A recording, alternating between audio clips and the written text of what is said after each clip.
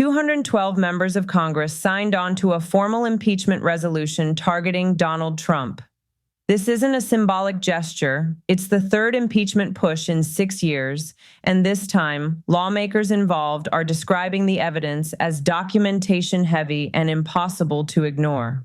When nearly half the House adds their names to an impeachment resolution that fast, Washington doesn't debate anymore. Washington detonates. So what triggered the break glass moment? A classified intelligence briefing on January 15th. Members left that briefing describing material that points to coordination between administration officials and foreign financial interests in a way that intersects directly with active federal investigations. Multiple committees have been reviewing records that, according to people familiar with the documents, include communications involving overseas banking entities during sensitive DOJ proceedings. The core allegation isn't about optics or personality or social media. It's about power, whether the machinery of government was used to obstruct law enforcement, and whether classification protocols were used as the shield. Tensions between the White House and Congress didn't appear overnight. They've been boiling for months, fueled by executive actions that lawmakers argue sidestep legislative authority, clashes over appointments, and growing concerns about foreign financial entanglements that career investigators flagged as far back as September. But the breaking point arrived January 12th when a Treasury Department whistleblower turned over a massive package, 847 pages of transaction records and internal communications. The volume alone changed the temperature. This wasn't a single memo. It was a stack of paper meant to survive scrutiny. According to sources who reviewed the materials in a secure congressional facility, the documents show patterns of financial activity that line up, timing-wise, with sudden shifts in enforcement posture. In other words, holds placed on investigative action, pauses that appeared right as certain financial movements occurred. The allegation is straightforward and explosive. Enforcement slowed or stopped around entities that had made substantial payments to accounts linked to people connected to administration allies. The members who saw it didn't describe it as a coincidence. They described it like a map. And here's why this hit different. You can survive partisan outrage. You can survive cable news cycles. You can even survive a divided Congress lobbying accusations. What you can't survive is when the people who defended you through everything suddenly stop defending you. On January 14th, the House Judiciary Committee convened an emergency session behind closed doors in a secure facility beneath the Capitol complex. Members walked in expecting a standard update on ongoing oversight. What they received instead was testimony and documentation that witnesses say left seasoned legislators visibly rattled. The kind of meeting where people stop checking their phones and start taking notes like it's a courtroom. Representative Gerald Whitmore, Republican chairman from Ohio, had defended the president through prior controversies. He stood on the House floor during the first impeachment and called it a partisan witch hunt. He was the definition of loyal. But witnesses say he came out of that meeting looking shaken, refusing questions, walking straight to his office, shutting the door. And by 9:00 p.m. that night, his name appeared on the impeachment resolution. That's the signal. When a committee chairman breaks ranks and signs an impeachment document, that isn't politics. That's a line getting crossed, where loyalty can't carry what the evidence is asking people to pretend they didn't see. The bombshell moment, as described by multiple attendees, came during testimony from Deputy Treasury Secretary Margaret Collins. She was questioned about the transaction records and the enforcement hold pattern. Her answers reportedly triggered immediate calls for additional security protocols. In a leaked transcript described by members familiar with it, Collins indicated that career analysts flagged the financial patterns as early as October, but instructions came from above to pause formal documentation. Analysts were told to stand down, reports were shelved, investigations froze. Then came the moment that changed the air in the room. Collins was asked who gave those instructions. She paused, long enough for everyone to feel it, then said she could not answer. The follow-up came fast. Are you invoking executive privilege? Collins said no. Instead, she indicated that answering would require discussing classified communications with national security implications, and that counsel advised she could not proceed without risking sources and methods. That's when Whitmore leaned forward, according to those present, and made it plain. If obstruction is being treated as a national security matter, what exactly is being protected? The country or the cover-up? Is classification being used the way it was designed, to protect intelligence operations, or is it being used to wall off accountability? Collins, as described in the accounts of those in the room, stated she had been instructed not to answer questions about the chain of command regarding the holds, that classification decisions were made above her pay grade, and that she was deeply uncomfortable with the position she was placed in. At that point, the meeting reportedly went silent, and then a phrase leaked that instantly became a headline-level problem. This is bigger than Watergate, obstruction wrapped in the flag of national security. Whether you agree with the comparison or not, you understand the warning. Watergate didn't destroy Nixon because of the break-in. It destroyed him because of the cover-up, the use of power to conceal wrongdoing from oversight. That's why the parallel is so chilling for lawmakers who believe the allegations are backed by records. This isn't being framed inside the committee as policy disputes or inflammatory rhetoric. It's being framed as interference with federal law enforcement to protect financial interests, paired with the use of classification as a barrier against Congress. And importantly, the evidence being described doesn't come from opposition researchers. It comes from career Treasury officials and internal records, people with careers, reputations, and legal exposure if they fabricate anything.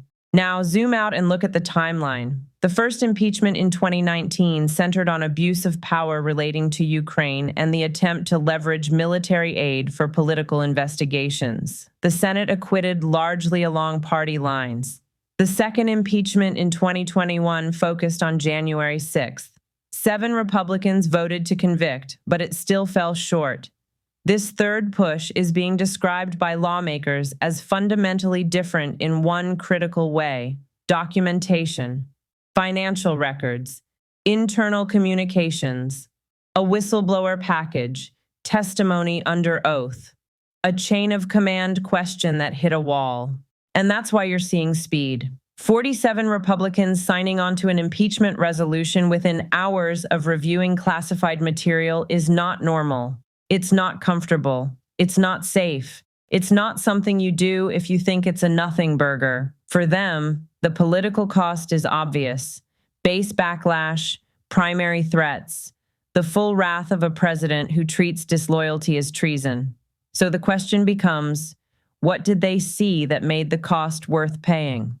This is where the legal argument hardens. The debate isn't, can the president run the executive branch? Of course, the president has broad authority. The debate is whether that authority extends to interfering with investigations for personal or allied financial benefit, and whether classification can be used to hide evidence of wrongdoing from the branch charged with oversight. That's why legal analysts across the spectrum start converging the moment bank records and timestamps enter the chat. Because once you're arguing over documents instead of vibes, the story either holds up or collapses. And the members pushing this are saying the record exists: dates, signatures, instructions, and holds. One conservative-leaning constitutional argument that keeps surfacing in private discussions is simple. Impeachment exists for abuse of power, especially when government power is allegedly used for personal gain. The founders didn't design impeachment for bad speeches. They designed it for the moments where the system can't correct itself through elections alone, because the abuse is happening inside the system. And if the allegation is what lawmakers say it is, obstruction packaged as national security, then the stakes aren't just about one president. The stakes are about whether accountability can be classified away. Because if a president can block oversight by labeling the obstruction itself as secret, then oversight becomes theater and limits become optional. That's why the political impact is immediate. The White House isn't facing a normal opposition narrative. It's facing a fracture inside its own party. Those 47 signatures aren't anonymous. They're names, districts, careers.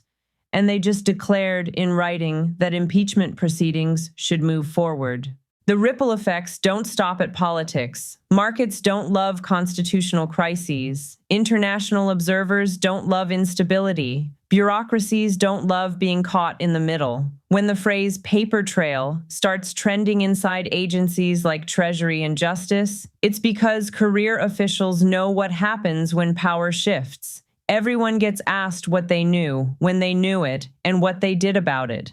That's why you see people documenting everything, lawyering up, and preparing for subpoenas, because once Congress starts issuing them, every email becomes a potential exhibit.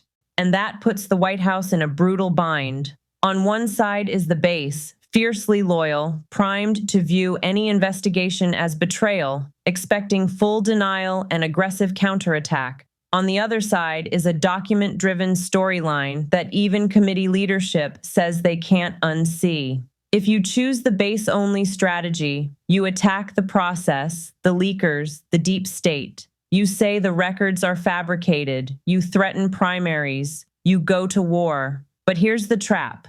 The more document-heavy the case becomes, the weaker pure denial sounds. If the documents are fake, why does sworn testimony describe classified communications?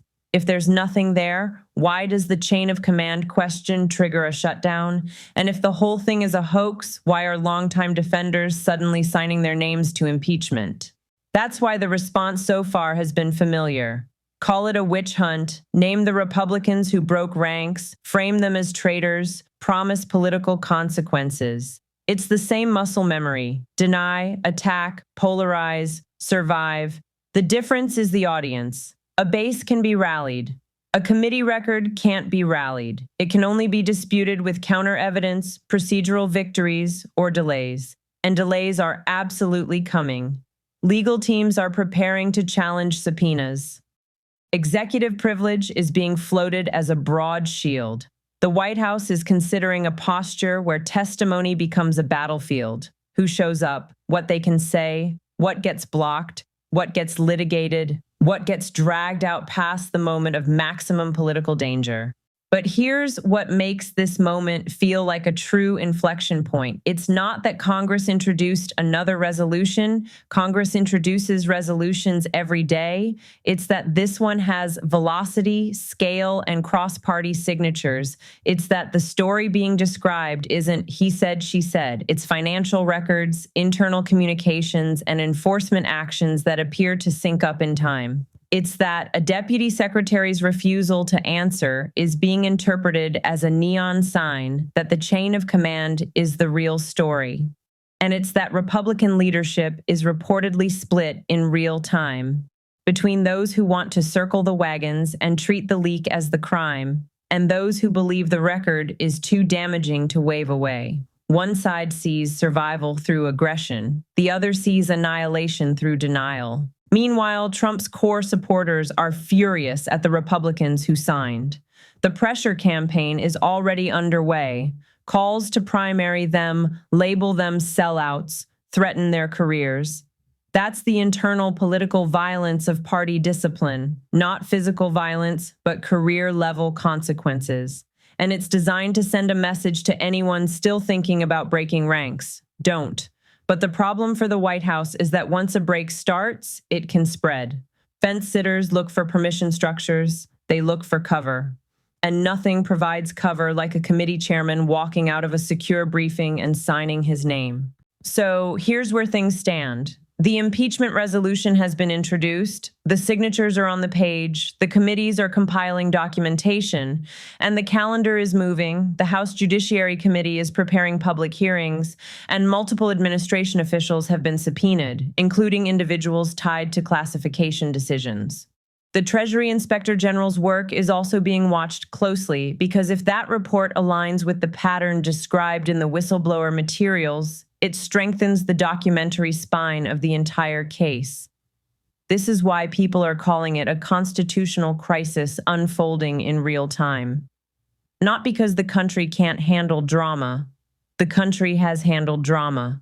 But because the alleged mechanism, obstruction protected by classification, goes straight at whether any meaningful limits exist on executive power when a president decides oversight itself is a threat. If the system holds, the next phase becomes public. Testimony, documents, legal fights, political counting. If the system fails, the precedent is terrifying. That a president can put actions beyond scrutiny by labeling them secret. That's not how a republic survives. That's how a republic becomes a stage set. So keep your eyes on the hearings, the subpoena fights, and the Republicans who signed, because those names are the weather vane. If more follow, you're watching the dam crack. And if the White House succeeds in locking everything behind privilege and classification, you're watching a different kind of victory, one that changes the rules for everyone who comes after. If you want more coverage like this, tight, document-driven, and focused on what happens next, hit subscribe now.